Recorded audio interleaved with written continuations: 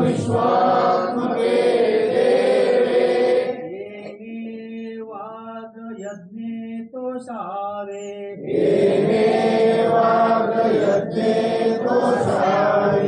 तोषोनी मद द्यावे वसाय दान हे हे खळांची व्यंकटी सांडो तया सत्कर्मी रती वाढो भूता परस्परे पडो मैत्र जीवांचे दुरितांचे तिनीर जाओ विश्व स्वधर्म सूर्य पाहो जो जे वांछिल तो ते लाहो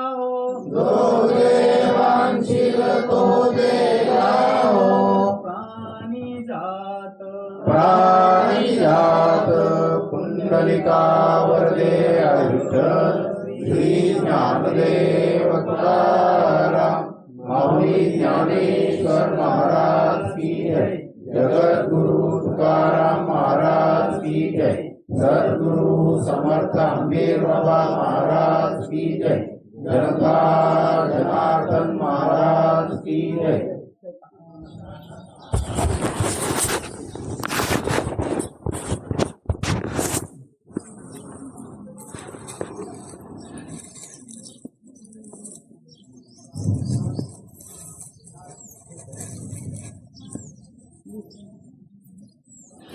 विश्वव्यापी मानव धर्म आश्रमाचे संस्थापक परमपूज्य सद्गुरु समर्थ अंबेगाव,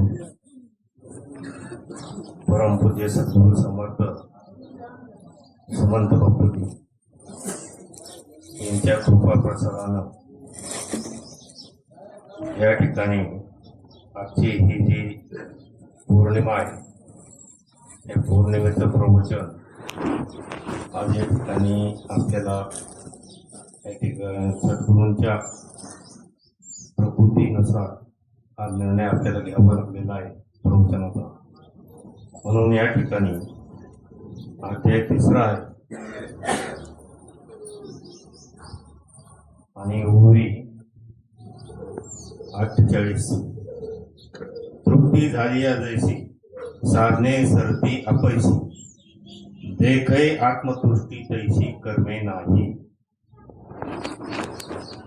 याबरोबर माऊली काय सांगतात की ज्याप्रमाणे पोट भरून तृप्ती झाल्यावर स्वयंपाक करण्याची साधनेही आपोआप संपतात, त्याप्रमाणे स्वस्वरूपानंदात निमग्न झाल्यावर त्या निरंकुशा तृप्तीने कर्मेही उरतच नाही।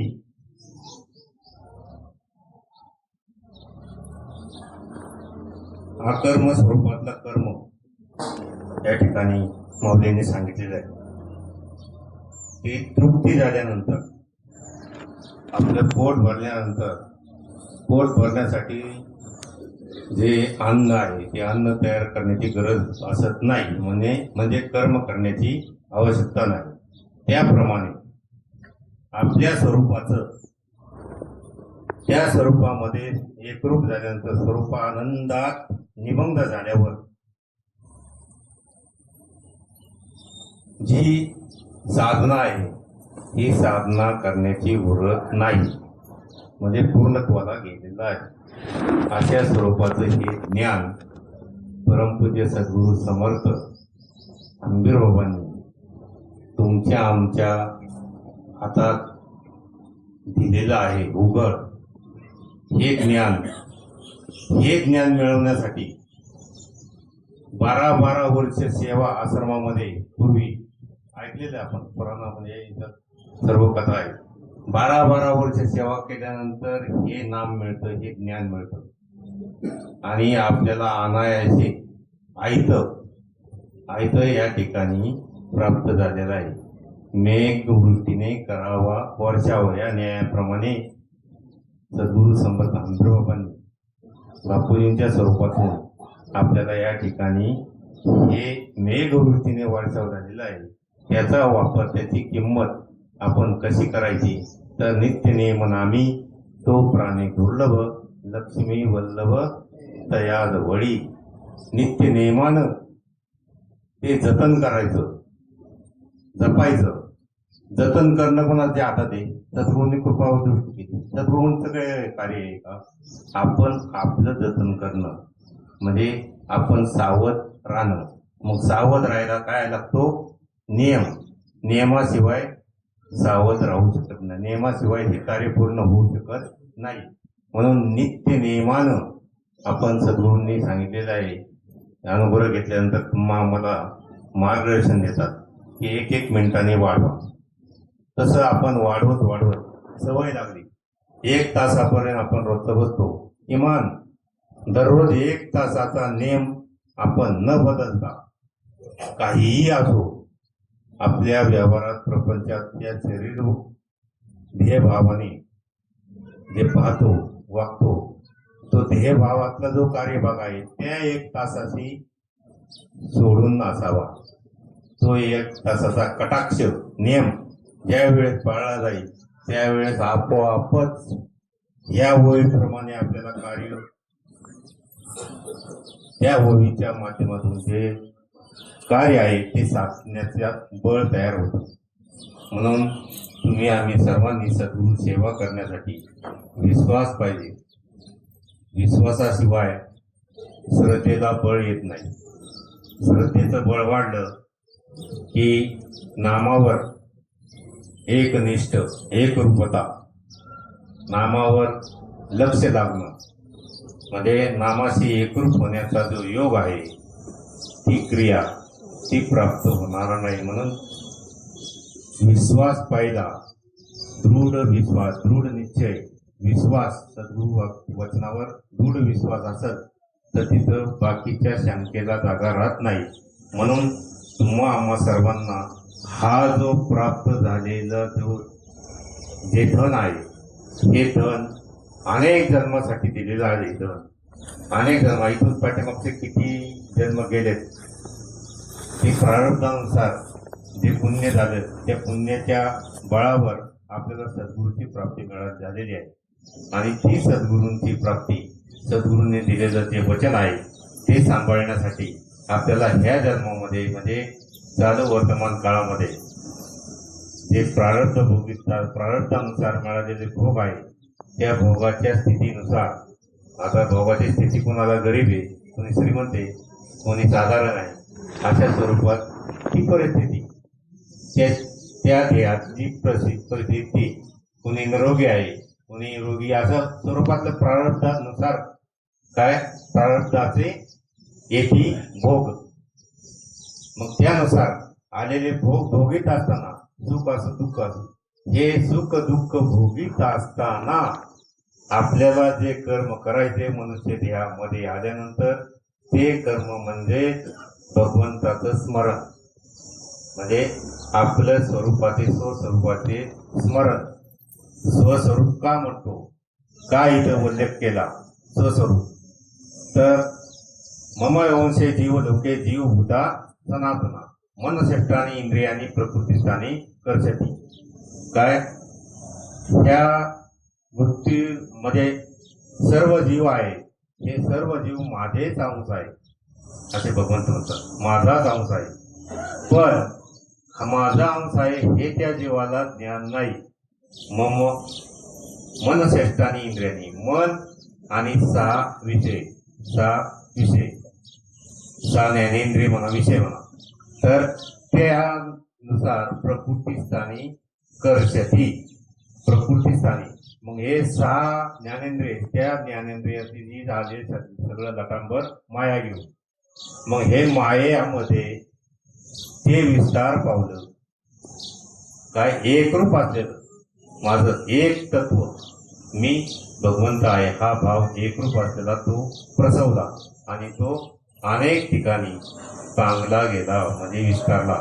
म्हणून मनुष्य देह हा प्राप्त करण्यासाठी योग्य असा भगवंताला देखून या मनुष्य देहाप्रती सुख झाले भगवंताचे. म्हणून मनुष्य देहाला पाहिल्याबरोबर सुख झाले. अधिकारी मद प्राप्तीची केली असे. माझ्या प्राप्तीशी अधिकार असणारा हा मनुष्य देह भगवंताने निर्माण केलेला आहे आणि त्या देहामध्ये आपण तुम्ही आम्ही जर आहार निद्रा भय मैथून सर्व योनी समसमान मनुष्य मात्रा अधिक जाण कसली जाण तज्ञान. ज्ञान म्हणजे विज्ञान आहे का? BA BCom झालो हे ज्ञान आहे का? प्राध्यापक झालो ज्ञान आहे का? हे सर्व ज्ञान आहे. हे ध्येय पोचण्यासाठी ध्येय जगवण्यासाठी आहे. अन्न वस्त्र आणि निवारा हे मिळवण्यासाठी विज्ञानातलं ज्ञान आहे म्हणजे हे ज्ञान आहे. तर हे ज्ञान पहिलीपासून तर किती मरेपर्यंत शिकत राहतो माणूस. ते ज्ञान हे विज्ञान आहे. मग हे विज्ञान तुमच्या आमच्यासाठी फक्त या जन्मापुरतंच आहे आणि अनेक जन्मासाठी जे ज्ञान आहे ते मी कोण आहे हे समजणं. मी कोण आहे मी या तत्वाशी आपली धारणा तयार होणं. ही धारणा शक्ती जी आहे ही धारणा शक्ती आपली कुठं जाते? विज्ञानाकडं म्हणजे ध्येयबुद्धीकडं ध्येयभावाकडं गेल्यामुळं आपलं काय होतंय? ज्ञान झाकलं जातं. मी कोण आहे हे जाणीव झाकली जाते आणि ती झाकलेली जाणीव पुन्हा प्राप्त करण्यासाठी सद्गुरूंनी हा मंत्र दिला. हा उत्तम असा मंत्र तो मंत्र दिला म्हणजे ज्ञान करून दिला. नाम नाही दिलं. नाम दिलं नाही. नाम हे आयतं आहे स्वतः सिद्ध आहे. प्रत्येकाच्या देहामध्ये नाम हे स्वतः सिद्ध आहे आयतं आहे. ते सद्गुरूंनी आपल्याला उघड करून ज्ञान प्राप्त करून दिलेलं आहे. उघड केलं खुलं केलं. काय नाम आपल्या देहामध्ये आहे हे खुलं केलेलं आहे आणि हे खुलं केल्यानंतर आपण कोण आहोत हे ज्ञात झालं आणि ते ज्ञात झाल्यानंतर तुम्ही आम्ही त्याच्याशी किती निगडीत राहतो, त्या स्वरूपाशी किती निगडीत राहतो, त्या नामाशी किती निगडीत राहतो ते त्याचे त्याला आहे. आपण जेवलो तर शेजारचा तृप्त होईल का? म्हणून आपल्यासाठी आपण करायचं. आपल्यासाठी आपण जेवतो आपण तृप्त होतो. तसं नामस्मरण आपण केलं की आपणही तृप्त होतो आणि त्या तृप्तीचा आनंद वातावरणातही तयार होतो. म्हणून नामाचं वैशिष्ट्य फार मोठं आहे. नामाचं वैशिष्ट्य तृप्तीचं वैशिष्ट्य फार मोठं आहे. तर साधनं जे आहे ही साधनं कशासाठी आहे? प्राप्त करण्यासाठी. म्हणजे साधन एकासाठी सिद्ध होण्यासाठी. तर सिद्ध काय करायचंय आपलं आसन. म्हणून हे आसनाची या गाडिका जो आम्ही अभ्यासू सांगितलं का त्याने होईल तरी हो का नरोदय येया. आता हे नामस्मरण भगवंताचं नामस्मरण हे सद्गुरूंनी आपल्याला प्राप्त करून दिलं आणि त्याची स्वरूपाची जी अनुभूती आहे म्हणजे जे प्राप्त करायचं आहे ते आपल्या ध्येयाचं असं आसनाची गाडिका मग दृढ आसन पाहिजे. सरळ रेषेत बसणे. आपल्याला सद्गुरू सांगितलं सहज आसनावर बसा. सरळ रेषेत आपले भ्रुकुटीस्थान कंठस्थान आणि नाभिस्थान एका रेषेत येईल. म्हणजे पाठीला बाबा सांगायचे पाठीला वळंबा पडेल, पाठीला पनळी पडेल अशा स्वरूपात सरळ ताट बसलं की आपली आसनाची जी ताकद आहे फार मोठी आहे. ती आसनाने शरीर शुद्धीकडे नेते. शरीर शुद्धी झाली की मन प्रसन्न राहतं. मन हे ह्याकडं असणारे जे भाव आहेत ते भाव कमी होतात आणि मन नामाकडं स्थिर होतं असं सद्गुरूंनी वेळोवेळी सांगितलेलं आहे. मग तेच आपण सद्गुरूंचं या ठिकाणी पुनरावृत्ती करतोय. म्हणून आसनाची गाडी का, मग आसन हे साधन आहे. म्हणजे आपण जे करतो आसनावर नामस्मरण करतो, हे साधन तृप्ती झाली याची साधने सरती आपली या गोळीवर साधने आपैशी कशी जातात, ज्यावेळी साधनाची आवश्यकता भासत नाही ती कधी जे काही आत्मतुष्टी तैसे कर्मे नाही. मग आत्मतुष्टी होईपर्यंत म्हणजे तृप्ती होईपर्यंत, माझ्या स्वरूपाची एकरूप होईपर्यंत कबीर महाराज म्हणतात, ओट कंठ जिव्हा न हाले ते सहजती स्मरण होय, राम हमारा जप करे हम बैठे आराम. ती आत्मतुष्टी. काय राम हमारा जप करे म्हणजे भगवंतच नामस्मरण करून घेतात ते त्या ध्येयामध्ये, भगवंतच आपले आपण स्मरण करून घेतात. अशा स्वरूपातलं स्वरूप कितीतरी दाखले संतांनी दिलेले आहेत. परंतु या जगामध्ये तुम्ही आम्ही जर कबीर महाराज परत सांगता काय, जल में मछली प्यासी सुन कर मुझे आवय आसी, आत्मज्ञान बिन नर भटके कभी मथुरा कभी काशी. अशी स्थिती या जगामध्ये आहे आणि ही स्थितीतून आपल्याला सद्गुरूंनी काढलेलं आहे. आणि त्या स्थितीत जर आपण जायला नामस्मरण करताना आपल्याला सांगितलेले मन श्वासाबरोबर ठेवायचं, मन नामरूप करायचं काय. आणि आपण जर त्या साधनेवर बसलो, आसनावर बसलो आणि जर अनेक विचार जर केले त्या मनामध्ये चालू राहिले तर उपयोग काय, आसनाची गाडी का नाही, काहीच नाही. म्हणून आसनाची गाडी का करण्यासाठी प्रेमानं समाधानानं आसनावर बसणे नित्य नियमानं. आणि आसनावर बसल्यानंतर सद्गुरु वचन पाळायचं. आपल्याला अनुभव त्यातून सद्गुरूंनी काय शिकवलंय, काय सांगितलंय ते अखेरपर्यंत, कधी तृप्ती होईपर्यंत आपल्याला बरोबर घेऊन जायचं विचार आहे तो, म्हणजे मार्गदर्शन आहे. म्हणून आपलं मन नामरूप होण्यासाठी आपल्याला जो आटोपाट प्रयत्न करावा लागतो तो सहज झाला पाहिजे. सहज आपण नित्य नियमानं नामाशी एकरूप होण्यासाठी नित्य नियम पाळला की आपलं मन हळूहळू स्थिर होऊ लागतं नामाजवळ. नामाबरोबर स्थिर राहायला लागलं की त्या नामाबद्दल प्रेम निर्माण होतं. नामावर प्रेम झालं ना की आपल्याला जास्त कष्ट असत नाही. मन आहे ना बाहेर पडायचं आपोआप कमी राहतं. फक्त नामावर प्रेम तयार झालं पाहिजे. मग ते तयार होण्यासाठी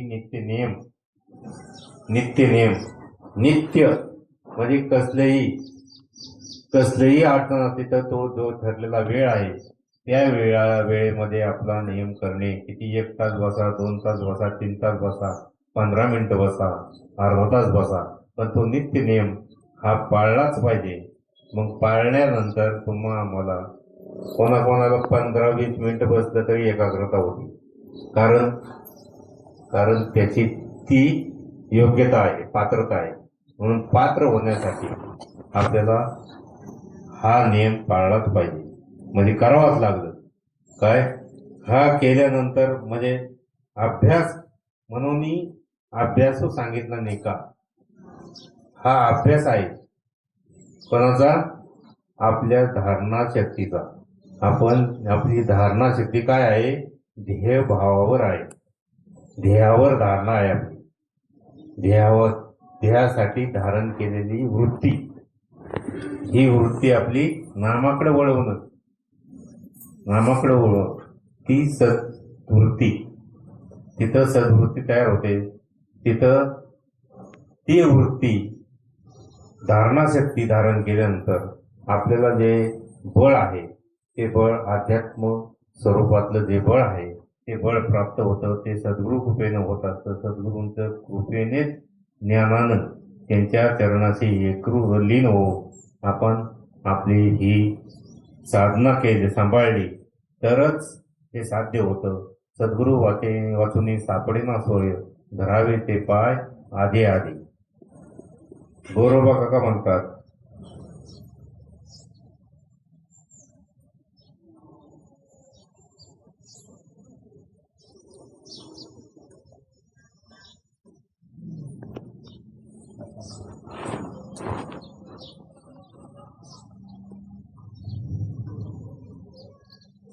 सोये तरुणी दुसऱ्या तारी, तरीच होयगा संसारी. देह सेवेचे साधन, देह वेचायाचे धन, श्रमी लागतो विश्राम, मुखी राहो विठ्ठल नाम. सोये स्वतः तरुण दुसऱ्याला तारण्याचं जो तारील ना तोच खरा संसारी. संसारात येऊन स्वतः तारणे आणि दुसऱ्या संसारी असणाऱ्या जीवाला तारणं म्हणजे संतांचे संगती मनोमार्ग गती, आकळावा श्रीपती येणे पंथी. या न्यायाप्रमाणे सत्संगतीचा परिणाम तो गोरोबा काकांनी एका वाक्यात सांगितलेला की सोये तरुणी दुसऱ्या तारी, तरीच होयगा संसार. ध्येय सेवेचे साधन, ध्येय कसे साधन हे सेवा करण्यासाठी साधन दिलेलं आहे, सेवा. आणि ध्येय वेचायाचे धन, मग धन कोणतं वेचतो? ध्येय वचनाचं धन घ्या, आत्मस्वरूप म्हणजे आत्मस्वरूप होण्याचं जे धन आहे ते धन वेचण्यासाठी सत्संग करणे, संतांची संगत करणे, सद्गुरूंची संगत. मग खरी सत्संगत नामाच्या संगतीनं सद्गुरूंची संगत, संतांची संगत होत असते. म्हणून नित्य ठाईचं पैसोनी करा ऐकत आवडी अनंत आळवावा, सुखे येतो घरा नारायण. आवडीनं म्हणजे नामावर त्यावेळेस प्रेम नसतं, त्यावेळेस आवडीने हे भाव तयार होतो. आवडीने भावे हरिनाम घ्यायची, तुझी चिंता त्याची सर्व आहे. नको खेद करू कोणत्या गोष्टीचा, पती लक्ष्मीचा जाणू तसे. म्हणून हे नामस्मरण या जगामध्ये सहज सोपं ऐकत मिळाले, सहज मिळाले. आणि ते जपायचं कसं, तर ते ऐकत मिळालं म्हणून केलं ते केलं नाही केलं असं जमणार नाही. तो अधिकाराला प्राप्त होतो. पात्रावळ्यामध्ये माती पेर कात्र आहे, त्याच्यात जेवण वाढणारा वाढेल का? खाणाराचा विषय तर सोडून द्या. म्हणून जे आपलं पात्र आहे, मनाचं पात्र हे ह्या ठिकाणी योग्य ठेवायचं असेल तर त्याला साफसफाईच करावं लागते, म्हणजे कर्म करावं लागतं. मग कर्म करण्यासाठी आपल्याला नित्य नियमानं ते सतत साफ करणं, म्हणजे आपल्या अंतःकरणातला जो भाव आहे तो भाव स्वच्छ करणं, हे नामाने स्वच्छता होते. नामस्मरण आपण नित्यनेमाने केलं की आपल्या अंतःकरणाची शुद्धी होते. आसन नित्यनेमाने केलं की आसनानं शरीराची शुद्धी होती. शरीराची, आसनाची आणि नामाची दोन्हीची ताकदीनं काय होतं, आपली धारणा शक्ती तयार होते. धारण केलेली शक्ती आहे ना ती प्रबळ होते. ती शक्ती नामस्मरण म्हणजे दृढ भाव तयार होतो. दृढ भाव, भगवंताबद्दल असणारा जो दृढ भाव आहे तो तयार झाला की आपण तिकडं खेचत चालतो आपला भाव. आणि ते खेचण्याची क्रिया ही नामामध्ये आहे. हे नामस्मरण सद्गुरूंच्या कडून मिळाला असल्यानं तिथं निसंशय परंपरागत आलेलं. हे परंपरा कुठून आली महाराज? परंपरा कुठून आली? आद्य गुरु म्हणजे भगवान श्रीकृष्णापासून. भगवान श्रीकृष्णाने आद्य गुरु भगवान श्रीकृष्ण यांनी कोणाला दिली? ब्रह्मा. ते ही परंपरा आहे, पण त्या स्वरूपातून भगवंताने अर्जुनाला ज्ञान दिलं ते ज्ञानेश्वरीच्या स्वरूपातून इथं प्रगट झालंय. तिथं आपण आपल्या अंतःकरणामध्ये प्रगट केले. आपण श्रवण केलं सद्गुरूच्या मुखातून, हे आपण प्रगट करण्याचा अनुभव घेतोय. काय तो अनुभव घेतो. आणि निजधामाला जाताना उद्धवाला जे ज्ञान दिले ते ज्ञान सोये तरुणी जनातारी ही ज्ञानाची आगात चोरी ती मी आज दिसली तुझ्या घरी जन उद्धरी उद्धवा.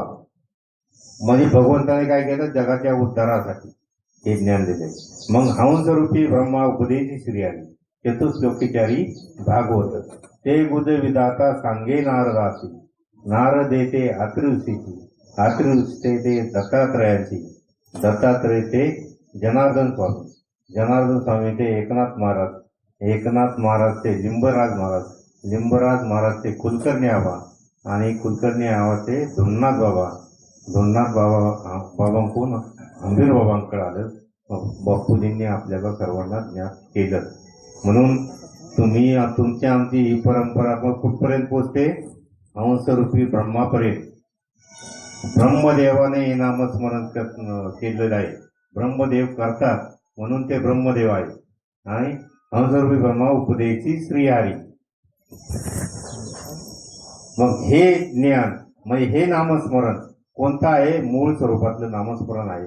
तुम्ही आम्ही सर्वजण जे पाहतोय आज जगामध्ये देवासाठी वनवन फिरणारे लोक जन, वेगवेगळे पंथ आहेत, वेगवेगळे संप्रदाय आहेत, वेगवेगळे अंधश्रद्धेत आहेत, वेगवेगळे श्रद्धा आहेत, सगळं आहे. समाधान आहे का कोणाला? मग समाधान कुठं मिळतं? काय जीव आत्मयाशी लाय त्या नाव सुख. मग जे खरं सुख आहे ते जीव, आपला जीव वनवन करतोय या 10 इंद्रियांच्या द्वारे वनवन करतोय या ध्येयाच्या द्वारे. हा वनवन करणारा जीव आहे ना, तो काय आहे, आत्मस्वरूप या नामामध्ये आत्मस्वरूप जीव स्वरूप सोडून आत्मस्वरूप झाला की त्या नाम सुख.